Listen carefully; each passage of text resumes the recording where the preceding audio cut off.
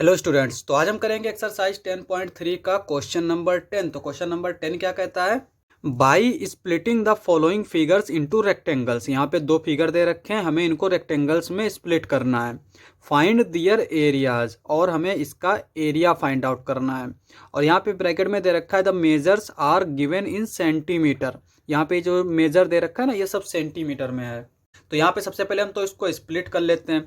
अब इसको स्प्लिट करने के कई तरीके हो सकते हैं, जैसे कि अगर हम यहाँ पे इसको ऐसे मिला दें तो ये एक रेक्टेंगल बन जाएगा, या फिर इसको इस तरह से मिला दें तो ये एक रेक्टेंगल बन जाएगा। तो हम क्या करेंगे, यहाँ पे इसको मिला देंगे इस तरह से, यहाँ पे मिला देंगे इस तरह से, ठीक है। तो ये एक रेक्टेंगल बन गया, इसको हमने नाम दे दिया 1। अब हमें क्या करना है, एक और रेक्टेंगल बनाना है। तो हम क्या करेंगे कि यहाँ पे इसको यहाँ तक लेके आएंगे और फिर इसके साथ मिला देंगे। तो यहाँ पे ये एक रेक्टेंगल बन जाएगा। तो ये कैसे बनेगा, यहाँ पे इस तरह से मिलाएंगे और यहाँ पे इस तरह से मिला देंगे। इसको हम नाम दे देते हैं 2। अब यहाँ पे इसको हम ऐसे मिला दें तो ये एक रेक्टेंगल छोटा सा बन जाएगा, उसके नीचे एक रेक्टेंगल बन जाएगा।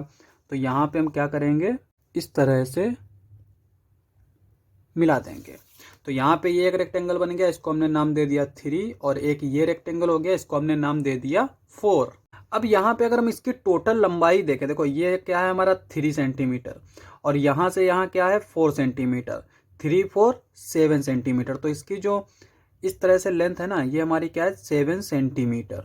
और इसकी हाइट कितनी होगी, देखो यहाँ पे ये क्या है 4 सेंटीमीटर, ये यहाँ तक है 4 सेंटीमीटर, ठीक है।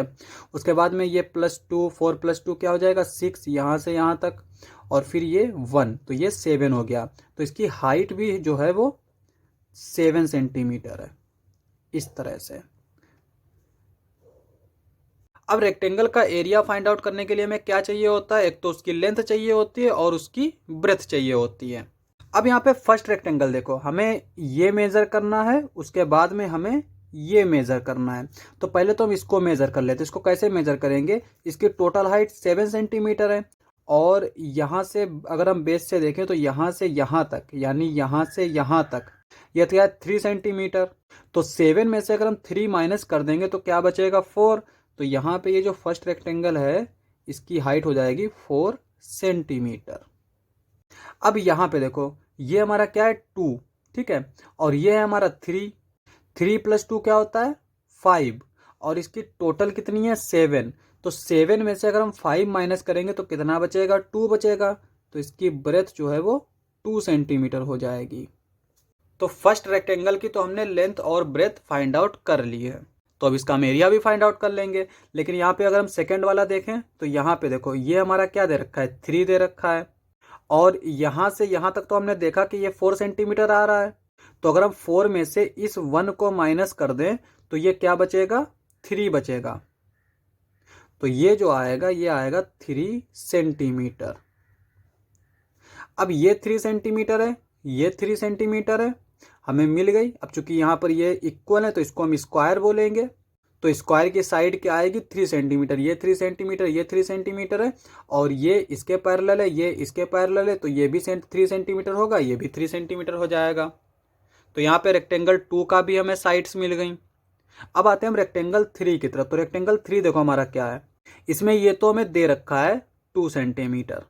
अब हमें क्या चाहिए, इसकी ब्रेथ चाहिए। तो ब्रेथ हमें किस तरह से फाइंड आउट कर सकते हैं, अब यहाँ से यहाँ तक जो हमारी टोटल लेंथ है वो 4 सेंटीमीटर है, और यहाँ से यहाँ तक कितना है 3 सेंटीमीटर।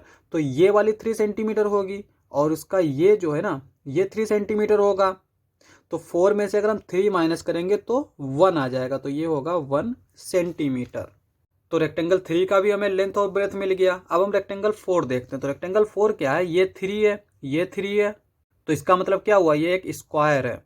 तो जब हमें दे ही रखा है ये 3 सेंटीमीटर, इसके पैरेलल ये हो जाएगा, इसके पैरेलल ये हो जाएगा, तो ये भी 3 होगा, ये भी 3 होगा। तो यहाँ पे हमें कुछ भी फाइंड आउट करने की ज़रूरत नहीं है।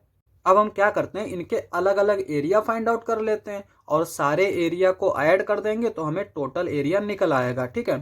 तो area of rectangle 1, area of rectangle 1 क्या आएगा हमारा 2 × 4, लेंथ इंटू ब्रेथ होता है, तो यहाँ पे 4 सेंटीमीटर इंटू 2 सेंटीमीटर, ये हो जाएगा 8 centimetre square. Similarly area of rectangle 2, ये क्या आएगा हमारा, यहाँ पे देखो ये 3 है, ये 3 है, यानी साइड इंटू साइड, तो साइड हमारी 3 सेंटीमीटर, ये भी 3 सेंटीमीटर, ये हो गया 9 सेंटीमीटर स्क्वायर। उसके बाद में ये छोटा सा रेक्टेंगल दे रखा है 2 इंटू 1, तो यहाँ पे एरिया ऑफ रेक्टेंगल 3, ये क्या आएगा हमारा 2 सेंटीमीटर इंटू 1 सेंटीमीटर, 2 1 जा 2 सेंटीमीटर स्क्वायर। इसी तरह से एरिया ऑफ रेक्टेंगल 4, तो 4 का क्या आएगा। अब यहाँ पे देखो ये हमने रेक्टेंगल लिख रखे हैं, स्क्वायर को जो है वो हम रेक्टेंगल बोल सकते हैं क्योंकि वो रेक्टेंगल का ही एक स्पेशल केस होता है, ठीक है। तो यहाँ पे अगर हम रेक्टेंगल लिख रहे हैं तब भी कोई इफेक्ट नहीं पड़ेगा, लेकिन अगर हम चाहें तो यहाँ पे स्क्वायर भी लिख सकते हैं, यहाँ पे रेक्टेंगल और फिर यहाँ पे स्क्वायर। तो ये क्या आ जाएगा हमारा 3 सेंटीमीटर इंटू 3 सेंटीमीटर, ये 3 है, ये 3 है, तो ये हो जाएगा 9 सेंटीमीटर स्क्वायर। तो यहाँ पे टोटल एरिया क्या आ जाएगा, total area is equals to, इन सबको हम ऐड कर देंगे। तो यहाँ पे ये 8 है, ये 2 है, 8 प्लस 2 10 हो जाएगा, 9 प्लस 9 18 हो जाएगा, 18 में 10 ऐड करेंगे तो ये आ जाएगा 28 सेंटीमीटर स्क्वायर। यही हमारा आंसर हो जाएगा। अब यहाँ पे हम बी वाला पार्ट देख लेते हैं। तो बी वाला पार्ट हमारा किस तरह से दे रखा है, ये हमारा एक इस तरह से फिगर दे रखा है। अब यहाँ पे भी हमें इसको रेक्टेंगल में पहले स्प्लिट करना है, तो इसमें भी 2 तरीके हैं। पहला तरीका क्या है कि हम इसको इस तरह से मिला दें, ठीक है। दूसरा तरीका क्या है कि हम इसको इस तरह से मिला दें। दोनों ही तरीके में हमें 3 रेक्टेंगल मिलेंगे और दोनों से ही हम एरिया फाइंड आउट कर सकते हैं। तो यहाँ पे हम क्या करते हैं, इनको इस तरह से मिला देते हैं। तो यहाँ पे इस तरह से रखेंगे, ये हो जाएगा, और इसको इस तरह से रखेंगे, ये मिला देंगे। तो यहाँ पे 3 रेक्टेंगल मिल गए हमें। एक तो ये है 1, इसको 2, इसको 3 बोल देंगे। अब रेक्टेंगल को फाइंड आउट करने के लिए हमें क्या जरूरत पड़ती है, लेंथ इंटू ब्रेथ। एरिया हम फाइंड आउट कर सकते हैं, 2 चीज़ें दे रखी हों। तो अगर फर्स्ट रेक्टेंगल की बात करें तो यहाँ पे हमें ये लेंथ 3 दे रखी है, ब्रेथ हमें जो है 1 दे रखी है, तो इसमें तो हमें कुछ भी फाइंड आउट नहीं करना है। दूसरी चीज़, जो ये होता है ना, ये लाइन जो है इसके पैरेलल होगी। अब अगर ये 3 है तो ये भी 3 होगा, तो इसको हम यहाँ पे लिख लेते हैं 3, और चूंकि सारी चीज़ें सेंटीमीटर में दे रखी हैं तो ये भी सेंटीमीटर में ही आएगा। तो यहाँ पे रेक्टेंगल 1 और रेक्टेंगल 3 जो है, इनकी दोनों चीज़ें दे रखी हैं, लेंथ भी और ब्रेथ भी। अब यहाँ पर हम बात करते हैं रेक्टेंगल 2 की। तो यहाँ पे हमें ये तो दे रखा है, लेंथ इसकी क्या दे रखी है 3, हमें सिर्फ इसकी ब्रेथ फाइंड आउट करनी है। तो यहाँ पे देखो, यहाँ से यहाँ तक चूंकि ये जो है इसके पैरेलल होगा, तो यहाँ से यहाँ तक जो 3 दे रखा है तो ये भी यहाँ से यहाँ 3 होगा। और जब यहाँ से यहाँ 3 है तो 3 में से अगर हम 2 माइनस करें तो क्या बचेगा 1, तो ये आ जाएगा हमारा 1 सेंटीमीटर। अब यहाँ पे भी हमें ये लेंथ मिल गई और ये ब्रेथ मिल गई, तो यहाँ पे भी हम एरिया आराम से फाइंड आउट कर सकते हैं।